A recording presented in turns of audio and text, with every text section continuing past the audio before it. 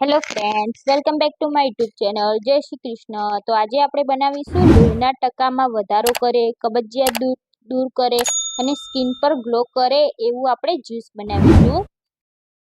તો આપણે આ જ્યુસ બીટ અને ગાજરથી બનાવીશું. તો બીટ અને ગાજરમાં ભરપૂર માત્રામાં વિટામિન હોય છે. તો આજે આપણે એનું જ્યુસ બનાવીશું. તો તમને મારા વિડીયો સારા લાગતા હોય તો મારા વિડીયોને વધુમાં વધુ શેર કરો અને લાઈક કરો અને મારી ચેનલને સબસ્ક્રાઈબ કરો.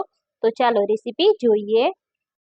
તો જ્યુસ બનાવવા માટે સૌપ્રથમ આપણે 3 ખજૂર લઈશું અને 10-12 દ્રાક્ષ લઈશું. તેને આપણે આ રીતે પાણીમાં પલાળી દઈશું 1 કલાક સુધી. તો અહીંયા આપણા ખજૂર અને દ્રાક્ષ પલળી ગયા છે. અહીંયા મેં નાના ટુકડામાં બીટના લીધા છે અને થોડાક એક ગાજરને કટ કરીને લીધું છે. તો હવે આપણે આ બધું મિક્સર જારમાં એડ કરી દઈશું. જો તમારી પાસે જ્યુસર હોય તો તમે જ્યુસરમાં પણ જ્યુસ કરી શકો છો. તો અહીંયા મેં મિક્સર જારમાં પહેલા ખજૂર અને દ્રાક્ષને એડ કરી દીધા છે. તો આપણા ખજૂર દ્રાક્ષ પલાળ્યા હતા એટલે એકદમ સોફ્ટ થઈ ગયા છે. હવે આપણે આમાં બીટ અને ગાજર જે સમારેલું હતું તે એડ કરીશું અને આપણે 1 કપ જેટલું પાણી એડ કરીશું. હવે આપણે મિક્સરમાં આને પીસી લઈશું. તો તમે આ જ્યુસ જ્યુસરમાં કાઢશો તો જ્યુસરમાં એકદમ નેચરલ જ્યુસ નીકળશે. તો તમારી પાસે જ્યુસર હોય તો તમારે વધારે જ્યુસરનો જ ઉપયોગ કરવાનો, પણ આપણી પાસે જ્યુસર નથી અને બધાની પાસે જ્યુસર હોતું નથી. તો આપણે આ રીતે મિક્સર જારમાં પણ આ રીતે રસ બનાવી શકીએ છીએ. તો અહીંયા આપણે પીસી લીધું છે, તમે જોઈ શકો છો. હવે આપણે આમાં 1 ગ્લાસ પાણી નાખી ફરી આપણે આને પીસીશું. તો અહીંયા મેં પાણી એડ કરી ફરીથી મિક્સરમાં આપણે આને પીસી લીધું છે. તો હવે આપણે આ મિશ્રણને ગાળીશું.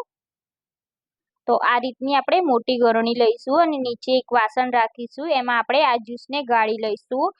તો અહીંયા આ જે બીટ્સ રહે છે તેમાં આપણે સ્વાદ નથી હોતો. જે નીચે પાણી જ્યુસ પડ્યું છે એમાં જ સ્વાદ હોય છે. એટલે આપણે આ બીટ્સનો ભાગ આપણે નથી લેવાનો. આમાંથી આપણે એકદમ સારી રીતે જ્યુસ કાઢી લઈશું.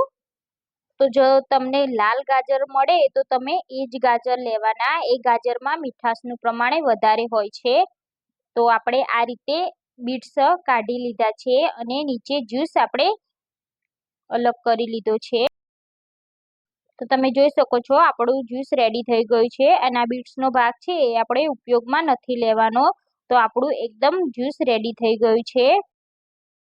તો આ જ્યુસ બનાવ્યા પછી આપણે 15 મિનિટમાં જ આ જ્યુસને પી લેવાનું છે, એટલે એમાં ન્યુટ્રિશન જળવાઈ રહેશે.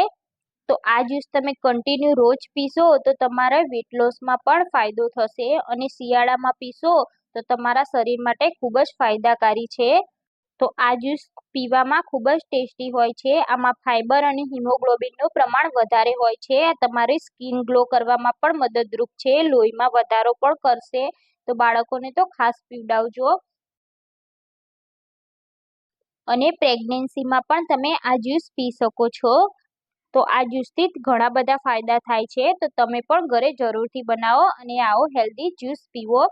તો તમને મારા વિડીયો પસંદ આવ્યા હોય તો મારી ચેનલને સબસ્ક્રાઈબ કરજો. તો ફરી મળીએ નવી રેસીપી સાથે. જય શ્રી કૃષ્ણ.